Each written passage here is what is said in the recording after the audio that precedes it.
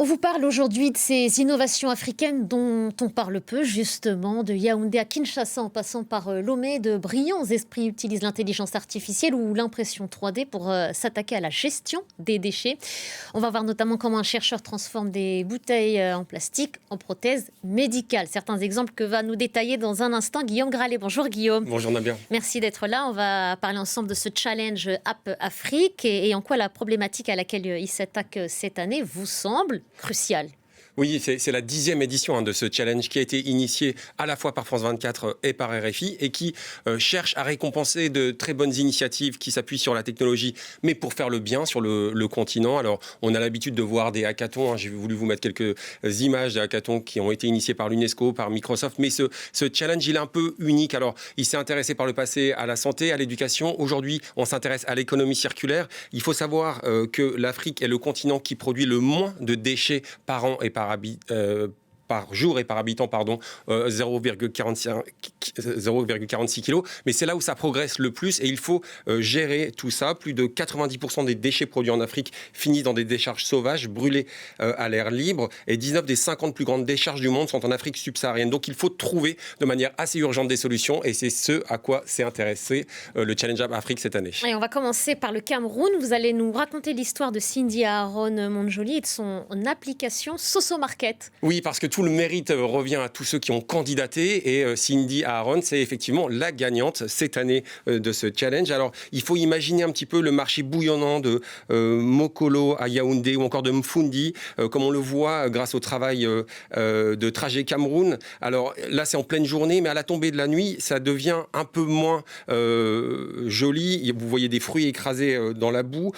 En réalité, tout ça, ça n'a pas plu à Cindy, qui était une étudiante brillante en cybersécurité à Yaoundé, et elle observait ce drame économique, elle observait les Bayam Salem, les femmes revendeuses des marchés qui jetaient leurs invendus, des tomates, des fruits dans la boue, et elle a eu l'idée d'une application qu'elle a appelée Soso Market. L'idée, c'était de permettre à ces femmes ou à ces revendeurs de revendre à prix Soso, c'est-à-dire à prix cassé, avant la fermeture, tout ce qu'elles devaient jeter. Et grâce à la géolocalisation, cette application permettait de trouver d'autres personnes qui étaient intéressées à moins de 2 kilomètres. Et c'est véritablement, c'est très vertueux parce que ça permet à des personnes de retrouver à manger, de faire moins de déchets alimentaires. Et c'est accessible en différentes langues locales comme le Pidgin, le Bami Kélé. Je vous propose de l'écouter tout de suite. Ça permet aussi d'éviter le rejet de méthane qui est extrêmement polluant, beaucoup plus que le CO2. Grâce à l'intelligence artificielle, il suffit qu'il ou elle clique sur un micro, parle en français ou en langue locale et automatiquement sont enregistrés son stock et sa position GPS.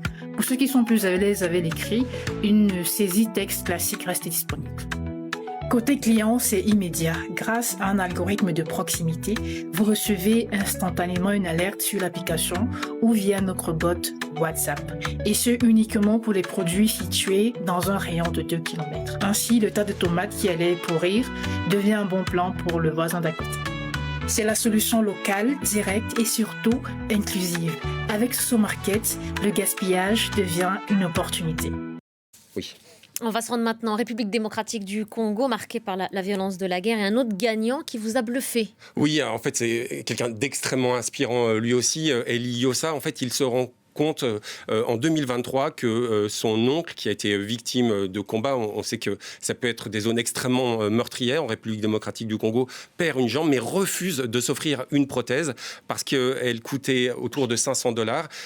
Parce que cet oncle voulait continuer à l'aider financièrement, à lui payer des études. Et eh bien, il s'est dit, je ne vais pas en rester là. Il a eu une idée, c'est-à-dire d'utiliser tout le plastique non utilisé, de le recycler. On le voit un petit peu à l'écran, d'en faire une prothèse.